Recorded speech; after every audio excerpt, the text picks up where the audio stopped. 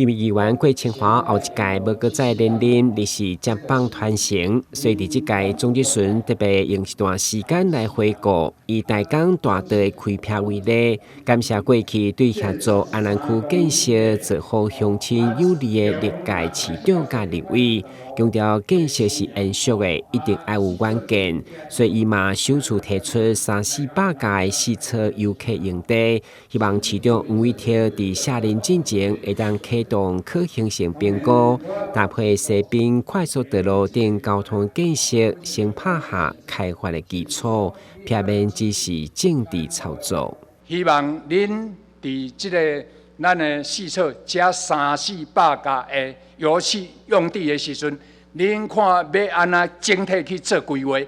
吼，台南市安南區需要什麼款公共建設？無的所在，囥佇遐有拍300-400公頃嘛，咱會當取得的公設足濟嘛，吼。臨港啊，遮的單元要安怎去開闢，配合西濱快速道路，臨港啊的興建，吼。我相信市長，咱即馬啟動臨港啊，遮的物件若有形成，就是咱先啟動，靠後壁遮的成果。你有講的，這第一面積有夠大，對。第二公有地，包括國有地甲私有地佔多少？70%嘛，民間佔30%。所以雖然我是第一遍聽到啦，但聽你安尼描述吼，你安尼形容，我感覺講這是有誠大的空間。啊，我是毋是會當我來緊來把這個想法吼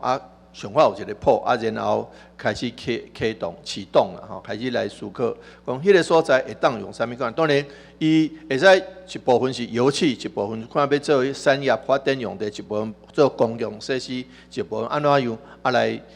安尼國家會擱摕到一寡土地啊來做規劃。民進黨籍議員郭清華已經連任6屆，是台南自稱有政治實力的人物。後一屆將積極協助查某囝接棒傳承，希望延續伊對安南區的建設關心。台南新聞軍籍張碩維採訪報道。